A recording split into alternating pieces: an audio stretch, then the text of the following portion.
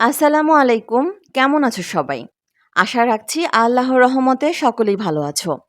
আমিও ভালো আছি আলহামদুলিল্লাহ। তোমাদের কাছে আমি আবারও হাজির হলাম গল্প নিয়ে।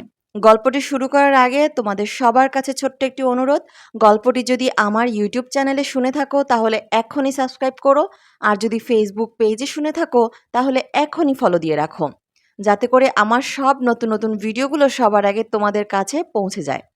আর যারা ইতিমধ্যে সাবস্ক্রাইব ও ফলো করেই ফেলেছো তাদেরকে জানাই অনেক অনেক ধন্যবাদ। তো চলো আর বকবক না করে গল্পটি শুরু করি। মিঠি, পর্ব ১১।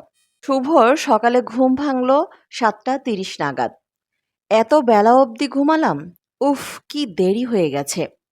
রাই আমাকে ডাকলো না কেন? আর ওই বা কোথায়? রাই, রাই, কোনো সাড়া নেই কেন? প্রতিদিন ও আমায় সকাল ৬:৩০ নাগাদ ডেকে তোলে। আজ তবে কি হলো? শরীর খারাপ হলে তো বিছানায় থাকবে, তাহলে গেল কোথায়? এইসব ভাবতে ভাবতে বেডরুমের লাগোয়া বাথরুমে গিয়ে দরজাটায় হাত দিলাম।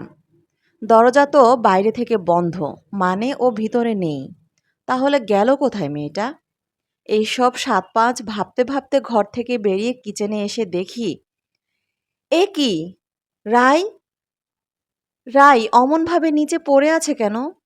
কি হয়েছে? দৌড়ে গিয়ে কাছে বসলাম। গায়ে হাত দিয়ে দেখি জ্বরে পুড়ে যাচ্ছে শরীর। ওকে তুলে নিয়ে এলাম খাটে।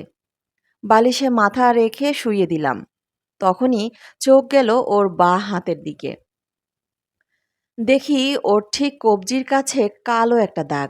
ভালো করে লক্ষ্য করে বুঝলাম ঠিক যেন আঙুলের ছাপের মতো। যেন কেউ খুব জোরে ওর হাতটা চেপে ধরায় অমন দাগ হয়েছে। কিছু বুঝে পেলাম না কি করে ও ওখানে গেল, কেন ওর হাতে এমন একটা দাগ। যা হোক, এখন ওর শুশ্রূষা প্রয়োজন। তাই একটা বাটিতে জল এনে কাপড় ভিজিয়ে ওর মাথায় জলপট্টি দিতে লাগলাম। আর আমাদের সোসাইটির ডক্টর মোহন বর্মাকে একটা ফোন করে আসতে বললাম। কিছুক্ষণের মধ্যেই উনি চলে এলেন। আমি রায়ের সব মেডিকেল ডিটেলস ওনাকে বললাম। রায় প্রেগনেন্ট। এই অবস্থায় ওর এত জ্বর ঠিক না, তাই বেশ কিছু ওষুধ লিখে আমাকে জলপট্টি দিতে বলে উনি চলে গেলেন। আর বলে গেলেন যে কোনো সমস্যায় ওনাকে নির্দ্বিধায় ডাকতে পারি। উনি চলে গেলে আরও কিছুক্ষণ ওকে জলপট্টি দিলাম। অফিস যাওয়া সম্ভব না, তাই বসকে ফোন করে যাতে ওয়ার্ক ফ্রম হোম করতে পারি সেই রিকোয়েস্ট করতে একবার ব্যালকনিতে গেছি ফোন নিয়ে। কথাও হয়েছে, কল সবে কেটেছি, হঠাৎ একটা গোঙানির আওয়াজ পেলাম। আর উৎস আমার বেডরুম, মানে রাইয়ের জ্ঞান ফিরেছে। দৌড়ে ঘরে ঢুকলাম। হ্যাঁ, যা ভেবেছিলাম ঠিক তাই। রায়ের আওয়াজ, কিন্তু এখনও ঠিকমতো চেতনা ফেরেনি। ছটফট করছে আর আদো জড়ানো স্বরে বলছে, মত যাও মুঝে ছোড়কে, হাম দোনো একসাথ রহেঙ্গে খেলেঙ্গে, মত যাও। আমি বেডসাইড টেবিলে রাখা জলের গ্লাস থেকে কিছুটা জল নিয়ে ওর মুখে ছিটিয়ে দিলাম ওর চেতনা ফেরাতে, আর তাতে কাজও হলো। অবচেতনার আবরণ ছিঁড়ে ও ধীরে ধীরে চেতনায় ফিরল। কিন্তু ওর দৃষ্টি সম্পূর্ণ ফাঁকা, যেন দৃষ্টিশক্তি হারিয়ে ফেলেছে। দুহাতে জড়িয়ে ধরলাম ওকে। আমার স্পর্শে ও যেন প্রাণ ফিরে পেল। ফ্যাল ফ্যাল করে আমার দিকে তাকিয়ে ও প্রথমেই যা বলল তাতে আমি অনেক অবাক হয়ে গেলাম। ও বলল, মিঠি কোথায় গেল? এখানেই তো ছিল। কোথায় গেল? মিঠি, মিঠি, মিঠি যে কোথায় তা আমি জানি, কিন্তু ওকে তো সে কথা জানানো যাবে না। ওর এখন যা শরীরের দশা, তাতে ওকে আর নতুন কোনো ধকল দেয়া যাবে না।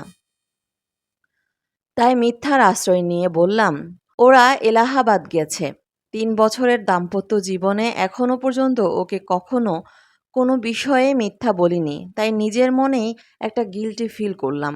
কিন্তু এটা আমি জানি, ওর ভালোর জন্য যদি আমাকে হাজার মিথ্যে বলতে হয় তো আমি বলবো।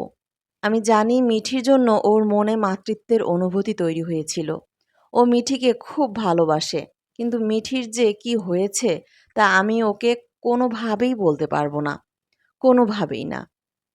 তাই তো সূর্যকেও ওই কথাই বলতে বলেছি যে মিঠিরা সপরিবারে এলাহাবাদ গেছে। আজ রাইকে আর রান্না করতে দেইনি। দুপুরে কোনোভাবে ভাত ডাল করে নিয়েছিলাম। ও প্রায় কিছুই খেতে পারেনি। ওষুধ খাওয়ায় জ্বরটা কমে গেছে, তবে শরীর আরও দুর্বল হয়ে গেছে। এখন মনে হচ্ছে ওকে কলকাতায় রেখে এলেই ভালো হতো। কিন্তু ওকে ওখানে রেখে আমি কি এখানে থাকতে পারতাম? উহুম, না, একবারই না। আমার এই জেদি পাগলি বউটাকে ছেড়ে একদিনও থাকতে পারতাম না। ওর পাশে বিছানায় শুয়ে শুয়ে এসব ভাবছিলাম। হঠাৎ পাশে আওয়াজ হতে তাকিয়ে দেখি রাই বিছানা থেকে নেমে বাথরুম যাচ্ছে। প্রায় ৫:৩০ বাজে, সন্ধ্যা হয়ে আসছে। চারিদিকে একটা অবসন্ন ক্লান্ত ভাব। অফিসে এই সময়টা কম্পিউটার থেকে মাথা সরানোর উপায় থাকে না। যে সন্ধ্যা প্রকৃতির শোভা দেখব, এক বিন্দু সময় নষ্ট করার সুযোগ নেই। তবে এবার নিজের জন্য না হলেও রাইয়ের জন্য আমাকে দিনের কিছুটা সময় কাজের মধ্য থেকে বার করে নিতে হবে। এবার থেকে চেষ্টা করব অফিস থেকে একটু আগে ফেরার।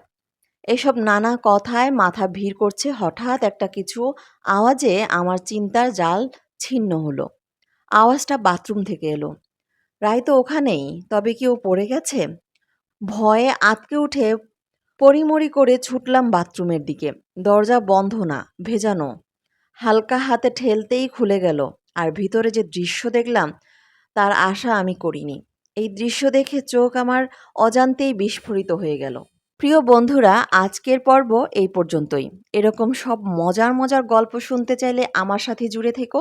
আর হ্যাঁ, একটা লাইক ও শেয়ার করে দাও। আর তোমাদের মূল্যবান মতামত কমেন্টে জানাতে ভুলবে না কিন্তু। খোদা হাফেজ।